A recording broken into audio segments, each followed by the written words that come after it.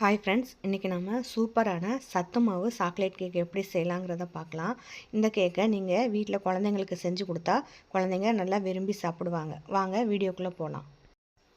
முதல்ல ஒரு பவுலில் 2 முட்டையை உடச்சி ஊற்றிக்குவோம். அதை ஒரு விஸ்கு இல்லைனா இந்த மாதிரி பிளெண்டரை வச்சு நல்லா பிளெண்ட் பண்ணி எடுத்துக்கலாம். நல்லா கலந்ததுக்கப்புறமா அரை கப்பு சீனியை இந்த மாதிரி கொஞ்சம் கொஞ்சமாக சேர்த்து நல்லா அடித்து எடுத்துக்கிடுவோம். சர்க்கரை நல்லா கரையிற வரை இந்த மாதிரி நல்லா பிளெண்ட் பண்ணி எடுத்துக்கலாம். அப்புறமா இதில் 1 ஸ்பூன் வெண்ணிலா எசன்ஸ் சேர்த்துக்குவோம். அப்புறமா 1/4 கப்பு ஆயில் சேர்த்துக்கலாம். ஆயில் எந்த ஒரு வாசனையும் இருக்கக்கூடாது. இப்போது நல்லா இதை பீட் பண்ணி எடுத்துக்குவோம்.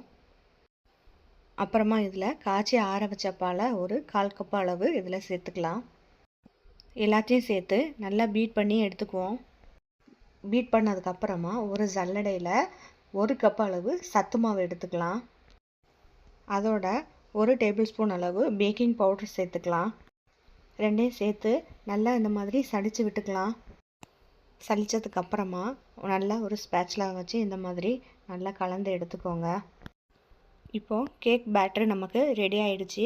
அடுத்து ஒரு ட்ரேயில் ஆயில் அப்ளை பண்ணி பட்டர் ஷீட் போட்டு அதில் இந்த கேக் பேட்டரில் பாதியை அதில் ஊற்றிக்கலாம். அதுக்கு மேலே டார்க் சாக்லேட்டை இந்த மாதிரி பொடிசாக கட் பண்ணி மேலே அந்த மாதிரி தூவி விட்டுக்கலாம். தூவினதுக்கப்புறமா அடுத்த பாதியை இதுக்கு மேலே அப்படியே ஊற்றிக்கலாம். இப்போ பேட்டரியில் உள்ள ஏர் பபிள் ரிலீஸ் ஆகிறதுக்கு டூத்பிக்கை வச்சு இந்த மாதிரி கோடு போட்டுக்கலாம். கடைசியாக கொஞ்சமாக இந்த மாதிரி நம்ம டார்க் சாக்லேட்டை இந்த மாதிரி மேலேயும் தூவி விட்டுக்குவோம். கடைசியாக குக்கரில் இந்த மாதிரி உப்பு போட்டு ஒரு 15 மினிட்ஸை ப்ரீ ஹீட் பண்ணிவிட்டு அதுக்குள்ளே இந்த மாதிரி கேக் பேட்டரை எடுத்து வச்சிடலாம்.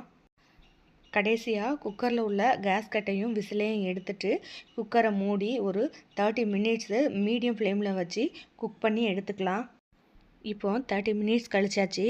பாருங்கள், கேக்கு சூப்பராக ரெடி ஆகிடுச்சு. சைடில் ஒரு கத்தியை வச்சு இந்த மாதிரி எடுத்து விட்டுட்டு கேக் ட்ரேயை இந்த மாதிரி கமத்தி போட்டிங்கன்னா கேக்கு ஒட்டாமல் சூப்பராக பேக் ஆகி வந்துடும். பாருங்கள் எவ்வளோ அழகாக வந்திருக்கு கேக்கு. சத்து மாவை சாக்லேட் சேர்த்து இந்த மாதிரி கேக் மாதிரி செஞ்சு கொடுத்தீங்கன்னா குழந்தைங்க ரொம்ப விரும்பி சாப்பிடுவாங்க. நீங்களும் இந்த ரெசிபியை வீட்டில் ட்ரை பண்ணுங்கள். பிடிச்சிருந்தா சேனலை சப்ஸ்கிரைப் பண்ணுங்கள், ஷேர் பண்ணுங்கள், கமெண்ட் பண்ணுங்கள்.